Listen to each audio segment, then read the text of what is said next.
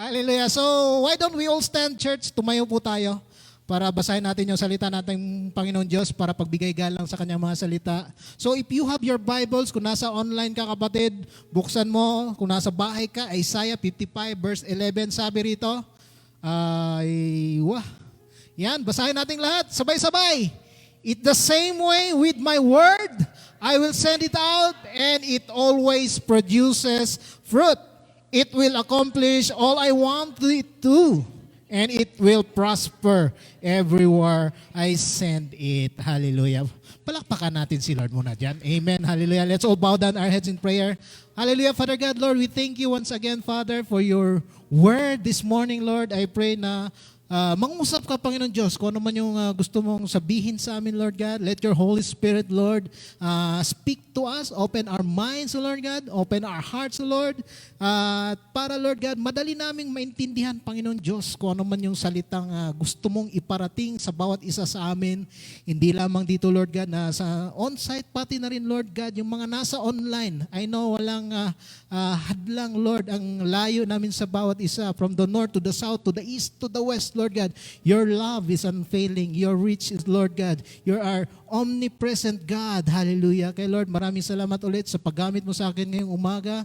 Nawa, Panginoon Diyos, hindi yung aking mga kahinaan, Panginoon Diyos, ang makikita nila, kundi si Jesus lamang ang may taas mahayag sa aming kalagitnaan. Kay Lord God, let your will be done on each and every one of us this morning, Lord. To you alone be the glory, the honor, and the praise. In Jesus' name we pray. Amen. So maupo po tayo, humanap tayo ng magandang pwesto dyan. Hallelujah. Kung handa na tayo, anong sinabi niya? Ang sinasabi ni Lord dito, every time na pinapadala ng Panginoong Diyos ang kanyang salita, hindi yan nasasayang, mga kapatid. Ano? Hindi yan yung sinasabi natin, ang salita ng Panginoong Diyos, pag tinanim yan sa iyo, mga kapatid, nagbubunga yan. Yan ay natutubad. Sino ba dito ang handa ng ipadala ni Lord ang kanyang salita sa kanya? Pakitaas dyan ang kamay. Mukhang mahina. Taas ka agad kasi kung pera ito, nagpaulan si Lord ng pera dyan. Sabi niya, bukas magkakaroon ka ng pera. I'm sure lahat, gumagano na, malayo pa lang. Hallelujah. Kaya dapat excited ka, kapatid, sa ano man ang sasabihin ng Panginoon Diyos sa atin ngayong umaga. So this morning, I want to speak to you on a subject. Ito yung subject natin, don't miss your moment. Sabihin natin lahat, apply ka agad natin. Ayan, dapat huwag mong makaligtaan kung ano man yung binigay sa iyo, no? Kung merong opportunity, don't miss your moment. Kung merong trabaho nga nag-aabang dyan, don't miss your moment. Kung may nanliligaw sa iyo, don't miss your moment. Baka ito na. Amen. Hallelujah. So, i-apply natin. Don't miss your moment. Before we go deeper, I would like to establish some foundational truth na dapat nating tatandaan palagi, no? Ito yung katotohanan na hindi nagbabago, hindi nagmamaliw. Every time God's word is sent, when it comes on to the ways of God and the thoughts of God, meron tayong tinatawag na, ayun ang tawag nito, yung una dyan na foundational truth, no? Yung God is a God of purpose. Do we agree? Ayan. Okay lang, kaya natin to. Amen. Kasi kulang tayo sa tulog. Maintindihan ko. Amen. So God is a God of purpose. Hindi aksidente, napadpad si Kuya Jeho dito, si Kuya Edwin dito. May kadahilanan ng Panginoon. Amen. Sabi diyan, the God of purpose, ibig sabihin niyan, lahat ng ginagawa niya ay may dahilan. Amen. Hindi aksidente na nandito tayo, gumising tayo ng maaga kanina kahit na inaantok ka pa, gumising ka kahit na sabi mo, mas maganda yata maglaba pero hindi mo tinuloy. Di ba? Nandito tayo ulit sa bahay ng Panginoon Diyos. Amen. Everything that He does is with intention and purpose. Yan yung una, no? The foundational truth. Ang pangalawa doon, God is the God of timing. May oras ang Panginoon, may pamamanahon ang Diyos. Kung may hinihiling ka, love life man yan, trabaho man yan, promotion man yan, ano man, no? Asawa man yan, sasakyan man yan, God is a God of timing. He is never time pressured. He is never worried. He is never late. Amen? Kasi baka sabihin mo mukhang ang tagal na, wala pa rin akong ikama, hindi pa rin narirenew yung aking ikama. huwag kang mag-alala kapatid. May timing sa lahat ng bagay. God is always on time. Hindi siya nahuhuli. Amen. Gaya sinabi doon sa Ecclesiastes 3:1. Ano? Sino nakaalala? Kuya Jeff, baka nakaalala ka Kuya Jeff. Ano sabi doon Kuya Jeff? There is a time for everything and a season. Tama ka. For every activity under the heavens. Did we see that? Nakita ba natin yan? Ang sabi doon, there is a time. May oras sa lahat ng bagay. Kasi kung walang oras, minadali mo, akala mo siya na ang dawan, pero hindi pala totoo. Akala mo eto na, pero hindi pala yun ang totoo. Anong mangyayari? GGGB. Yun nakakala ng GGB. Gulo-gulo buhay. Amen. Kasi pinilit mo, akala mo siya na ang the one, the only. No? Pero hindi mo naman pinalangin. Lord, ito ba yung pinalangin ko sa iyo? Kaya yung mga nanalangin no, na nabinigay ni Lord yung the one, mapalad, praise God, congratulations sa inyo. Kasi sabi doon sa kanyang salita, kung ituloy natin itong Ecclesiastes sa verse 11, anong sabi diyan? He has made everything beautiful in its time. So what's the word diyan? Beautiful in its time. Pag nasa timing, it is beautiful. Tama ba? Pero pag wala sa timing, anong kabaliktaran ng beautiful? Pangit! Ang pangit. Pag pinilit mo kapatid, ang pangit. So, ang tinasabi sa atin dito, maraming mga tao ang nawawala, na frustrate dahil wala sa timing yung kanilang mga hinihingi. Pero pag nasa timing ka ni Lord, in His time, He make all things beautiful. Agree tayo dyan? Ikaw na nasa online dyan, type mo dyan, Amen. Because una nga, sabi ko sa inyo, God is a God of purpose. No? Maring may hiniling ka, Germany man yan, pagkatapos hindi pala natuloy. Nako, paano na lang yon? No? Because God is a God of purpose. God is a God of timing. Ang sakit, no? Sabi mo, i-exit na ako, last contract na to. 9 months to go, bye-bye, bisya. Ha? Paano na lang iiwan dito? Iiyak. May iiyak. Iiyak na yan. Kawawa naman, di ba? Because God is a God of timing, God is a God of purpose, mga kapatid. When we say God is a God of purpose, ibig sabihin, lahat ng ginagawa niya may kadahilanan. Kung bakit ka na-delay, kung bakit na-delay yung promotion mo, yung sahod mo, He created the season for a reason. Amen? Yung season sa buhay mo. Sino ba nakakaalala sa season? May 4 na season sa mundo, ano? Ano yon? Winter, spring, summer, or fall. Ayan, inawitan na. Para hindi natin makalimutan. 4 na season, mga kapatid, ang meron sa atin. Hindi nagkataon na nag-winter, nag-spring, summer, or fall yan. May purpose yan. Amen? May purpose, hindi aksidente. Ngayon, winter, bukas naging fall. Diba? Akala natin, tag-init na, pero kagabi, ang lamig. Diba? Biglang lumamig. Hindi aksidente yan. Winter, unang-una, sa season na ito, paliwanag ko sa inyo, winter is a time of, ano sabi dyan? Waiting. No? Winter is a time of waiting. Yung naghihintay ka. Kasi pag winter, lahat tayo nakatiklop doon sa ating mga kwarto na wala tayong ginagawa, kundi, anong tawag dito? Magpalamig. Mamahinga. Pag sinabi naman natin springtime is breakthrough. That's why everything springs to life. Yung wala akala mo patay na puno, patay na siya, pero pagdating ng spring, biglang nabubuhay. Breakthrough. Yung iba siguro hindi natin alam to kasi hindi naman tayo taga-Amerika, hindi tayo taga-Canada, no? Pero yung mga nasa nakaka-experience nito, alam nila yon. Kasi tayo sa Pilipinas, ano bang weather natin dito? Rainy and summer lang, dalawa lang Pero doon sa amin sa Los Angeles, Davao City. Hallelujah. Akala niyo USA, no? Davao City. Yun ako yan, pag sinabi mong spring, ito yung lahat ng seemingly patay, nabubuhay. Yung mga punong nalalagas ang dahon, biglang nagkakaroon ng kulay. Pag sinasabi naman nating spring, it is a time for action. No? Yung meron tayong ginagawa, it's not a time to be lazy. Huwag tayo magpapagod-pagod. Amen? Kasi pag summertime, ito yung tag-harvest. Diba? Naalala natin, diba? Yung maraming ina-harvest yung mga farmer. Kasi may mga tao na pag time of harvest, tamad pa rin. Kaya minsan, walang action sa buhay. nga. Pera na, naging bato pa. Kaya umaasa sa iba. Kaya sinasabi doon, kaya nami-miss nila yung harvest season nila. Amen. Dapat nagtanim sila pero wala silang itinanim. Walang action. Then lastly, yung tinatawag natin na autumn or fall, ito yung tinatawag nating transition. It's a time of preparation, no? Kasi ito yung pumapalit yung season ng buhay. It's a time of preparation between summer and winter. Kung nakikita niyan, you are preparing for this weather na yung winter at summer. Kaya nagkakaroon tayo ng autumn or fall, yung nalalagas yung mga dahon. Kaya sinasabi ko, pagpapunta ng winter, wala nang magawa. Kaya nagta-transition tayo. Nagbabago tayo. Lahat yan may purpose. So you have to know your season. Ang tanong ko ngayon sa inyo, saan ba tayo sa season ng ating buhay ngayon? Nasa waiting. Si Kuya Jeff siguro nasa waiting ito eh.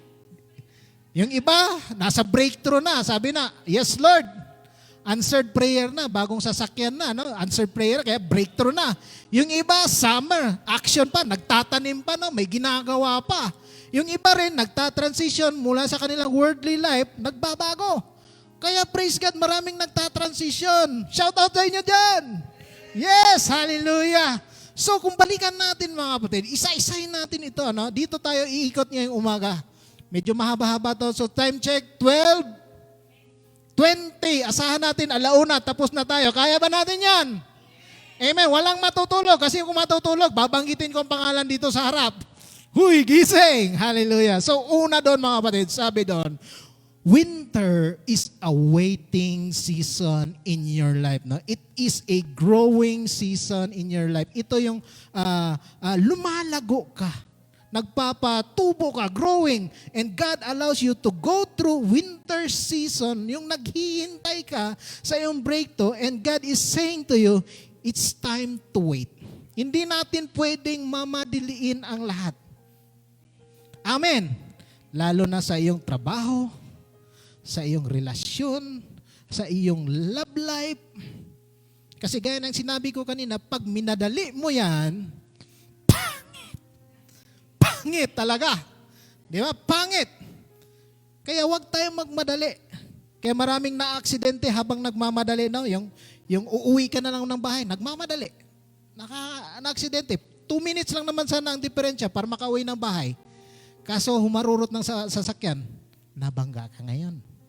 Parang ganon din. No? Ang sinasabi ni Lord dito, don't be in a hurry. Huwag tayong magmadali. Sabi nga sa Isaiah 40:31, no? Anong sabi doon?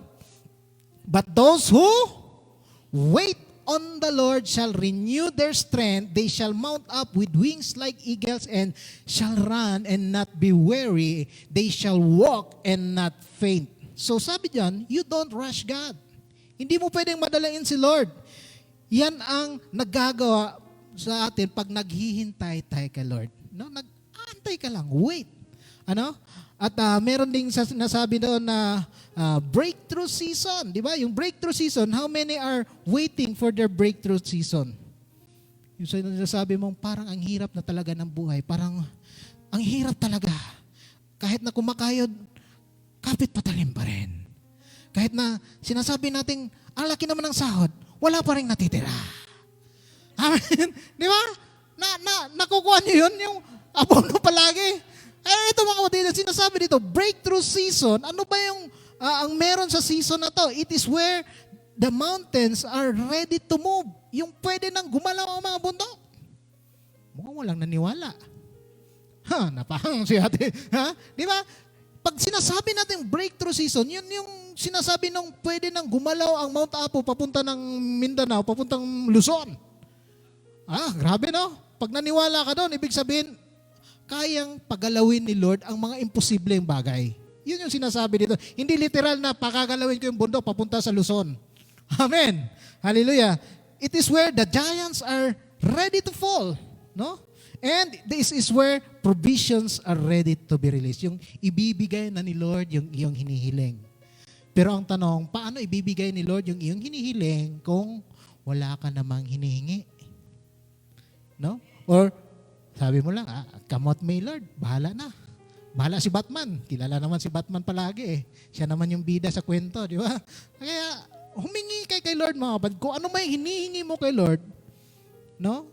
Hingiin mo sa Kanya yung tama na gusto mo sa buhay mo na mangyayari. At marami sa atin hindi nakapag-breakthrough dahil hindi nag-grow sa kanyang winter season. No? Sabi ko nga sa inyo kanina, yung waiting season, hindi nakapagtiis. Nagbalot-balot. Umalis. Ano? Hindi pa siya ready. Ibig sabihin doon, hindi siya ready kasi hindi niya inabot tong breakthrough season ng buhay niya eh. Amen? Everybody says, I'm ready for my breakthrough. Sabihin natin. Ayan, kahit mahina lang, dapat may power. I'm ready for my breakthrough. Amen. Kaya dapat pag ready ka, dapat kiniklaim mo yan na ready ka sa yung breakthrough mga kapatid. Kaya ang pangsunod doon, di ba, sabi doon, harvest season. By the way, pag sinasabi natin harvest season, it is the busiest season. No? Sino bang nakakita dito ng harvest season sa mga probinsya? Yung mga taga-probinsya dyan. Diba, doon sa palayan natin, Kuya Jeff, yung ikta-iktarya natin mga hacienda doon, di ba? Di ba? Pag nagha-harvest kami ni Kuya Jeff ng mga palay doon, alam mo na, yung mga tao doon, pati yung kapitbahay, walang na umuupo-upo doon. Di ba? Pag sinasabing harvest season, lahat doon nagtutulungan, nagbabayanihan. Kaya mga kapatid, pag sinasabing harvest season, very busy yon. Everybody is active. Walang natutulog doon. Everybody is ready for action. Sa panahon ng harvest, bawal ang tamad. Amen? And you will, kung tamad-tamad ka doon, you will miss your harvest. Amen? At ang huli doon, season, meron na yung tinatawag nating autumn or fall. Ba't nawala, Kuya Jeff? Ayan, yung autumn or fall na season. Yan, transition. It is where you prepare. It is the preparation time. I don't know, maybe some of you are in this season no, na nagtra-transition. Di ba? Mahirap magta-transition mga kapatid, lalo na kung ikaw ay isang addict. Di ba? Kung ikaw ay isang addict sa'yo. Sino nakaalala ng kanta na yun, di ba? Maraming addict. Hindi lang sa droga, addict sa inumin siguro, no? Yung hindi makatulog pag hindi nakainom.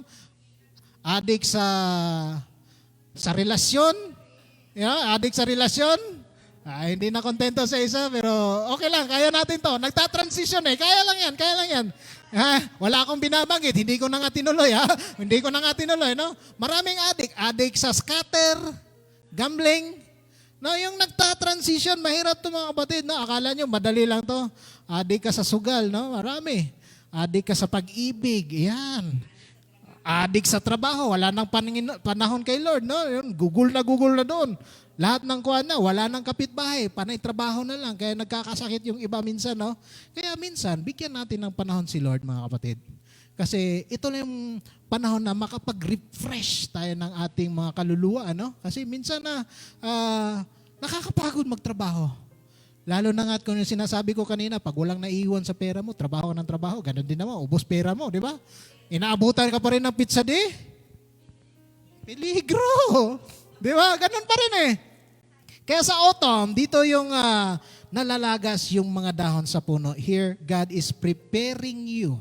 No, mayroong inaalis si Lord sa iyo. Maraming sabihin niya, hindi mo na kailangan ng isang to, ito na lang, sapat na. Di ba? Yun yung sinasabi. Kaya may inaalis sa buhay natin. Kung meron man tayong application, ito yung sinasabi natin na dapat nating i-apply ngayong umaga, no? Ha? Anong sinasabi doon? Mukhang naglalaging ating computer, Kuya Jet. Anong sabi dyan? Do not allow the season to become the story of your life. No? Huwag nating hayaan yung season ang magdedekta ng kwento ng iyong buhay. Ibig sabihin yan, iba-iba man yung season natin today. Maaring nasa transition ka, maaring nasa kung ano man yung season mo sa buhay mo. Pero ang sinasabi sa atin ni Lord, huwag mong hayaan na diktahan ka ng season na siya yung gagawa ng buhay mo.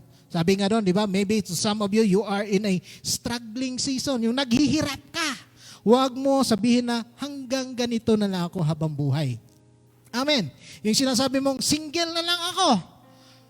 Mo ko pa habang buhay na ito, Lord. Paano na lang? Huwag mong hayaan yung season na yan na magsasabi sa'yo na, hanggang dyan ka na lang talaga eh. Ikaw yan eh. Hindi ka marunong magmahal eh. Kaya single ka pa rin hanggang ngayon, di ba?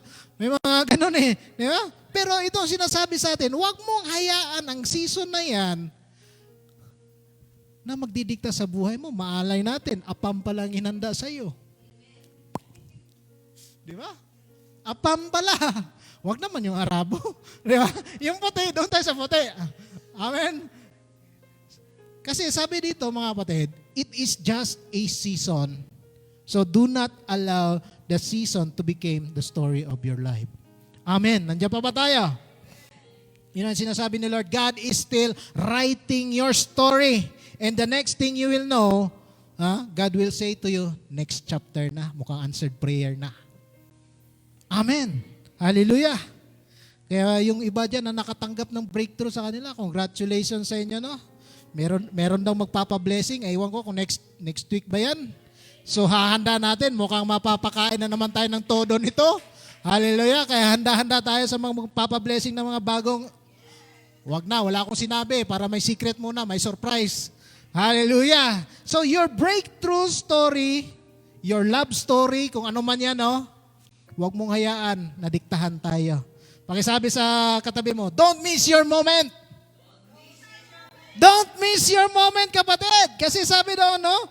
Sa Mark, chapter 11, 14 hanggang 15, after John was put in prison, Jesus went into Galilee proclaiming the good news of God. Anong sinasabi dyan? Basahin natin lahat. The time has come.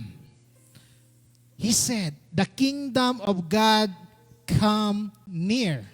Repent and believe the good news. What's the word? The time has come. Ang oras ay dumating na. Amen. So now, let me explain. Ang sabi dito, ang time daw na sinasabi niya dito ay hindi yung time dito sa lupa.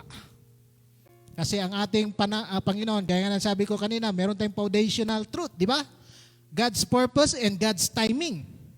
So magkaiba yung oras dito na ginagamit sa lupa at sa yung oras ng Panginoon.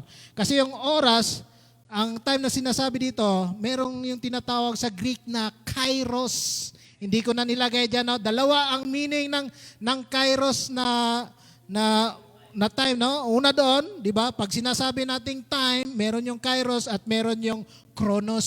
So, doon sa chronos, para mapaliwanagan tayo, ito yung sequential time. Pag sinasabi natin, anong oras ngayon? Oras na para kumain. Ay, hindi yun na. Hindi. Yung oras dito sa atin, sa gitnang silangan, pareho-pareho tayo. Pag sinasabi ko ditong 12:30 sa aking relo, hindi pwedeng 1:30 doon kay Ate Lovely. O kay Ate Lalab. Amen. Lahat ng tinignan. Ha? Hallelujah. So dapat maintindihan natin ito na sequential time, meaning yung oras natin, pare-pareho. Yung oras sa Pilipinas, pare-pareho. Yung oras doon sa Amerika, pare-pareho. He is not talking about chronos, no? Hindi chronos yung sinasabi natin Panginoon dito. Ngunit ang sinasabi niya, yung kairos na, ang tawag diyan ay the fullness of time. Yung sapat na, buo na, ang tawag diyan ay hinog na. Hindi yung hinog sa pilit. Parang mansanas yan. Pag pinitas mo yung mangga na lang, mangga kasi para makarelate tayo. Sino ba namitas na mangga doon sa puno? Di ba? Pag alanganin pa yung mangga, pag pinitas mo yan, hindi pa fullness of time, mapakla. Walang lasa. Pero lalo na pag kinalburo, no? Yung mangga karabaw ba yan? Yung akala mo, hinog na kasi dilaw na eh. Ang sarap ng kagatin. Pero nung kinagat mo, dahil hinog sa pilit, maasim. Ibig sabihin, hindi yun hinog in the fullness of time. Amen? So, tell your neighbor right now, hinog ka na. Sabihin mo yung katabi mo. Huwag kang mahiya. Sabihin mo. Nahihiya ka pa eh. Sabihin mo, hinog ka na. Hinog ka na. Hinog ka na, be. Amen. Hinog na yan. Akala mo lang hilaw yan, hinog na yan. Kasi ano ang ibig sabihin ng Kairos? Kairos is when, anong sabi dyan? Heaven's time and earth's time comes into alignment and it becomes the same time. Meaning to say, ito yung tinatawag nating destiny moment. Ano pa? Defining moment. Yung tinadhana. Pero may kasabihan palagi sa FB, pinagtagpo pero hindi. Aray ko. Aray mo. Pero pag Kairos moment, mga kapatid, when heaven's time and earth's time ay napagtagpo yan, nag-collide yan, it is your destiny moment. It is your defining moment. Your Kairos moment. Now, how many believe that heaven's time and earth's time is about to be aligned in your life right now? Ako naniniwala ako rito, no? Kasi alam niyo naman, yung pinagdaanan namin ni Ate May, no? Marami kami magpagsubok, pero nandito pa rin, no? Lumubog, lumilitaw. Yeah, lumilitaw. Dati hanggang dito lang, pero ngayon, dito na lang yung baha. Inaapakan na lang natin. Dinadaanan na lang, ha? Hallelujah. Sana ganun tayo lahat, no? Kasi pangit naman kung ako lang ganun. Gusto ko kayo, sabay-sabay tayo. Ganun, mapaglampasan natin, kung ano may mapagsubok natin sa buhay, no? Yung tinatawag natin, yung Kairos moment mo, yung defining moment mo. Kasi minsan, ito yung Kairos moment na, pero nag-aalangan ka. And sinabi ng ating title, no? Don't miss your moment. Kasi mamaya, baka ito na yung moment mo. Pero pinagwalang bahala mo. Lumagpas ang dawan. Kaya meron tayong laging sinasabi nga, Tutga. The one who got away. Kasi hindi ka nag-action. Wala kang action. Kaya yung mga nag-action dyan, praise God, may answered prayer, no? Hallelujah. Because ito yung sinasabi, you don't miss your moment. Amen? Because Kairos is an event, yan, it's an opportunity. It's a moment in time when everything changes because it is the right time. Ang ganda ng Kairos, ano? Ang tanong ko na ulit sa inyo, palagi ako may tanong sa inyo, are you ready for change? Amen. Kaya pag nagbago ka na, magbago ka na. Magdiretso na. Kasi pag nagbago ka, sino ba naligo dito kanina? Ako naman, lahat tayo naligo kanina. Maliban na lang doon sa nagpapunas-punas lang. No? Pero okay lang yan. Okay lang. Pero yung sinasabi ko, pag naligo ka na, nagsabon ka na kanina, magbanlaw ka na. Pero pagkatapos doon, wag mo nang suotin itong lumang damit kahapon. Di ba? Kasi maraming naliligo, nakakinig na ng salita ng Panginoon, pero ginagamit pa rin yung lumang damit kahapon. Ano mangyayari? Mangangamoy ka. Yung amoy mo kagabi, yung halik na nandyan sa kuan mo, yung amoy ng putok mo, nandyan pa rin. Hindi magbabago. Kaya sinasabi doon, magbago ka na. Ayan, may nag-aamuyan na rito. Hey, wag na. O, ayan. Hallelujah. Kaya kapatid, kung magbago ka na. Huwag nating balikan yung nakaraan. Kasi minsan inaawit natin, ang tamis ibalikan kahapon. Di ba? Matamis talaga, pero yung sinasabi ni Lord sa atin, it's about time. Amen. Let's declare it. Sabi mo sa sarili mo, it's about time. Amen. Kairos is, sabi dyan, eternal God breaking into your circumstances with an event that will gather the loose ends of your life and knot them together in His hands. Meaning to say, yung dati kalat-kalat ang buhay mo. Ngayon nakakilala ka na ng Panginoon, tinatahi niya muli ang buhay mo. Ibig sabihin, God is bound by time. No? He is the beginning, He is the end. Kung ano man na mismo, ibabalik niya sa iyo because God is eternal. Amen? Mula noon hanggang ngayon, hindi nagbabago ang Panginoon. Kaya yung iba, sabi na, hindi na ako karapat dapat magbalik sa Panginoon. Pero ang sinasabi sa iyo ng Panginoon, mga kapatid, mula noon hanggang ngayon, ang Diyos ay hindi nagbabago. Pag humingi ka ng tawad sa Kanya, papatawarin ka niya. Amen? Lahat ng kalat-kalat sa buhay mo, bubuuhin ni Lord. Maaaring yung mga pangarap mo dati nasira. Nasira kasi napunta ka sa maling lalaki. Pero nung napunta ka na sa magandang lalaki, tinatahi ni Lord, gumaganda ang buhay mo. Diba? Kasi it's about time na buuhin mo na muli ang iyong buhay. Don't miss your moment and He will make all things, ganyan sinabi na kanina, pag nasa oras, all things are beautiful in His time. Anong sabi doon? Balikan natin. Sabi nito, the time has come. The time has come. Don't miss your moment. So, ang tanong ngayon, how do you do that? Akala nyo tapos na tayo, no? Meron pa akong 20 minutes, Kuya Jeff. Kaya ko ito. Sabi roon, mga kapatid, paano ba natin magagawa ito? Dalawang sinasabi dyan. Kung nakikita nyo, una doon, ano sinasabi? Repent and believe the good news. When he say repent, ano bang sinasabi niya doon? It's about changing our mindset, mga kapatid. No? Yung pagbabago ng iyong iniisip. Ba't dyan na tayo? Mukhang napa-advance na tayo, Kuya Jeff. Diyan muna tayo. No? It is about the changing of our mindset. Kaya sabi doon, don't miss your moment. If you repent, kapag napapanahon na, you have to repent and believe. No? Kasi pangit naman, naniwala ka sa Panginoon pero hindi ka nag-believe, hindi ka nag-repent. No? Kaya sabi diyan, meaning, pag naligo ka na, yung sinabi ko sa inyo kanina, magbanlaw ka na. Tapusin mo na. Nandoon ka na eh. Kasi sayang naman yung pabango mo. Di ba? Hindi ka pala naligo. Kaya ang lakas ng amoy mo kanina eh. Kaya nagpabango ka kasi hindi ka pala naligo. Di ba? Okay lang yun. Hindi nila maaamoy. Pero ito yung sinasabi sa atin ni Lord, naaamoy ka ni Lord.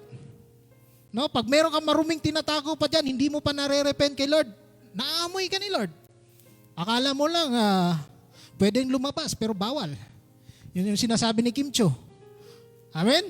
Kaya yung tiya dyan na naka-duster na blue, pasok na po. Yung nasa online, makinig ka, para sa iyo to. Akala nila may tiya na naka-duster na blue. Naka-duster na blue. Kuhan lang yun, icebreaker lang yun para hindi tayo makatulog. No? So you have to change your mindset, mga kapatid. Amen?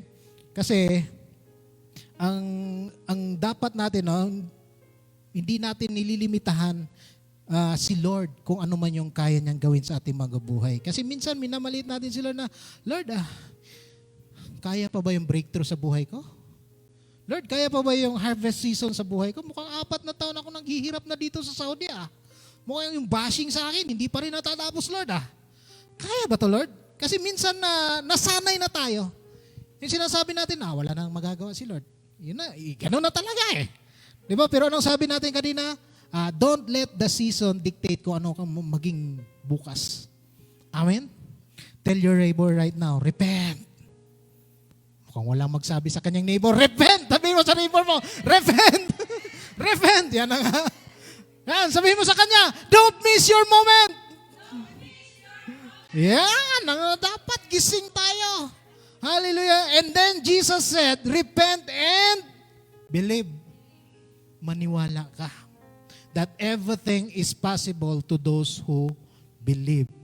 The gospel never changes. Mula noon hanggang ngayon, ang salita ng Panginoon, hindi yan nagbabago. No? If you are willing to repent, if you are willing to believe in the good news, matatanggap natin kung ano man yung sinasabi niya. No? Mamaya, sa sunod na Biyernes, wala na magsisimba. Sabi na, ako yata yung pinapatamaan ni Coach doon na gusto ko nang suntukin si Coach doon kanina. Hindi na, pinipigilan ko lang talaga. Pero hindi kapatid, huwag kayong magalit sa akin. Sa akin, ano pala. Ito yung pinapaabot sa atin ni Lord. Wala namang mawala kung maniwala ka. Di ba? Nasa sayo yun. Gaya nga na sinasabi natin don't let this chapter of your life dictate kung ano ka bukas.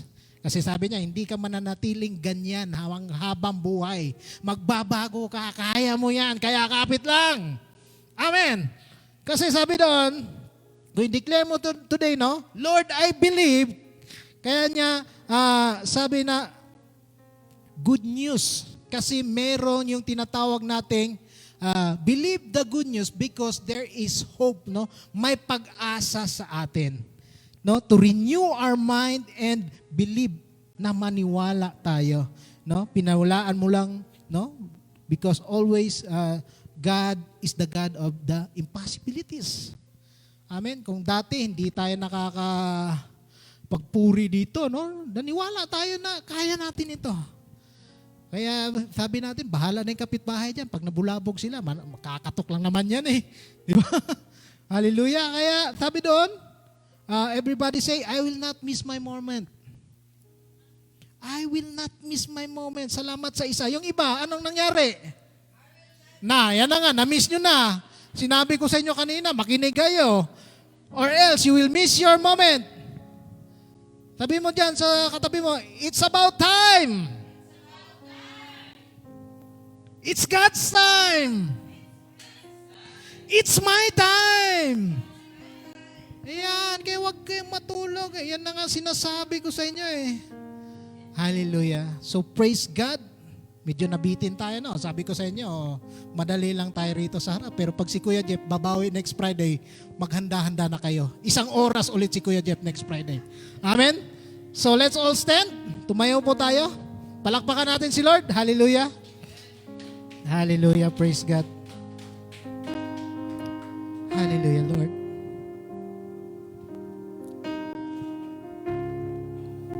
Praise God. God is good. All the time, Lord God, you are so good sa aming mga buhay, Panginoon. Maraming salamat, Lord God, for your word in Isaiah 55:11. That, Lord God, kung ano man yung mga salitang naitanim sa amin, Lord, it will not return void, O Lord God. It will always bear fruit, Father God. Lord, we thank you for this message. Maaring natawa man kami, Lord. Maaring hindi man kami naniwala. But I believe that, Lord God, your word, Lord, like a seed, like a mustard seed. Pag itinanim yan, maliit man yan, it will grow bigger. Kung ano man yung mga challenges namin sa buhay, maaaring nasa winter season man kami, Lord. Or maaaring nasa waiting kami. Maaaring nasa fall kami, Lord God. Transition man kami, Lord God. Maaaring nasa harvest man kami, Lord God. Yung nasa action. Or kung anumang season sa buhay namin, Father God, I pray that, Lord, you will continue, Father God, to guide us, Lord. Because I believe that, Lord God, dun sa foundational truths mo, Lord, God is a God of purpose. God is a God of timing. Hindi aksidente na nandito kami, Lord God, nagtitipon-tipon, ngunit alam namin, Lord God, because you said on your word that 2 or 3 are gathered in your name, you are in the midst of us. Kaya, Father God, we thank you, Lord God, for your word. I pray that, Lord, help us, Father God, not to miss our moment, Lord. Convict us, Father God, kung meron mang bagay, Lord God, na nagagawa namin, Panginoon Diyos, na nakakalimutan namin, uy, Kristiyano na pala ako. Uy, nagbago na pala ako. Lord, palalahanan mo kami palagi, Lord God, na hindi na namin, Panginoon, balikan kung ano may nakaraan namin, O Lord God, at tuluyan mo na kami, Panginoon Diyos, na baguhin sa iyong banal na dugo, sa pamamagitan ng iyong anak na si Jesus, na siyang aming tagapagligtas. Na Lord God, by your love, by your grace, by your mercy, Lord, renew us every day, Father God. At hindi doon, Lord God, nagtatapos. Continue, Lord God, to mold us into the image, into the likeness, Lord, that you want us to be, Lord God. Hallelujah. Kay Lord, maraming salamat ulit sa mga kapatiran, O Lord God, na hindi nagsasawa, Lord, na dumalo sa iglesia. Pagod, puyat, kulang sa tulog, Lord God. I know that, Lord God, by your grace, Lord, the joy of serving you, Lord, is still there. The strength, O Lord God, na binabago mo, Lord, yung mga nawalang lakas namin. Kaya, Panginoon, maraming salamat ulit sa kanila, Panginoon, at sa mga kasama namin na nasa online. Hindi man namin sila kilala. I know that, Lord God, you touch lives, Lord God, this morning. I pray that, Lord God, marami pang mga kaluluwa, Panginoon Diyos, na ma-reach out ng mensaheng ito, Lord God. It will not limit, Lord, dito sa aming kinalagyan, but all over the world, hanggang kung saan man, Lord, makarating ang online broadcast na ito, Lord God. Maraming salamat, Panginoon, that you are changing lives, Father God. Hallelujah. Kay Lord God, maraming salamat ulit, Panginoon, sa biyayang pinagkaloob mo sa bawat isa sa amin, Lord God, sa buhay, Lord, na iyong binigay, sa safety, guidance, and protection, Lord God. Hallelujah. Maraming salamat, Panginoong Diyos. At nandito ulit kami, Lord God. And I pray that, Lord, sa susunod na linggo, Lord God, yung galak, yung tuwa, Lord God, na pakikinig sa iyong salita, nawa, Panginoon Diyos, eh hindi ito magmamaliw. It will shine, Lord God, like a light into this world, Lord God. It will burn, Lord God, like fire, like wildfire, Lord God, that it will reach more, Lord God. Hallelujah. Ito ang samot panalangin namin, Panginoon Diyos.